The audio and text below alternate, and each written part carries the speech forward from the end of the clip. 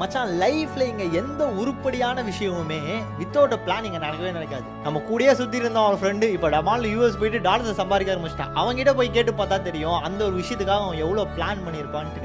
சரி அதை விட நீ சோஷியல் மீடியால பாக்குறிய ஃபிட்னஸ் இன்ஃப்ளூயன்சர்ஸ் பல சைஸுக்கு செஸ்ட் பைசப்ஸ்லாம் வச்சிருக்காங்களே, பிளான் இவ்வளோ செட்ஸ், இவ்வளோ ரெப்பு, இவ்வளோ கேலரி, இவ்வளோ வால்யூம், இவ்வளோ இன்டென்சிட்டி, எல்லாமே பிளான் வித் அ பிளான். இதுதான் நான் பண்ண போறேன், இதுதான் நான் சாப்பிட போறேன், இப்படிதான் நான் ட்ரெயின் பண்ண போறேன், இதுதான் என்னோட கான்டென்ட்ஸ், இப்படிதான் நான் ஸ்கெட்யூல் பண்ண போறேன். இது எல்லாத்தையும் வித் அ பிளான் பண்றப்ப 150k ஃபாலோவர்ஸ்ல இருந்து 300k ஃபாலோவர்ஸ் வரதுக்கு எனக்கு வெறும் 1.5 மாசம் தான் ஆச்சு. ஒரு நல்ல இன்வெஸ்ட்மெண்ட் சொல்றேன், ஒரு ஒயிட் போர்டு வாங்கு, உனக்கு இருக்க எல்லாத்தையும் பிளான் பண்ணு, சாப்பாடு, டயட், உனக்கு இருக்க வேலை, டாஸ்க் எல்லாத்தையும் பிளான் பண்ணு. சின்ன வயசுல இருந்து நம்ம ஸ்கூல்ல இருந்து டைம் டேபிள்ல வரந்தவங்க நம்ம பிரெயினுக்கு ஸ்கெட்யூல்டா ஒன்று பண்றப்ப நல்லா இருக்கும். ஒரு விஷயத்தை கம்ப்ளீட் பண்றப்ப நம்மளுக்கு ஆட்டோமேட்டிக்கா உள்ள டோபமைன் ரிலீஸ் ஆகும். ஸோ அந்த மாதிரி எல்லாத்தையும் ஸ்கெட்யூல் பண்ணி ஒரு விஷயமா கம்ப்ளீட் பண்ணி என்ன கோலை வந்து எழுதி வச்சிருக்கோ அதை சீக்கிரமாவே உன்னால அச்சீவ் பண்ண முடியும்.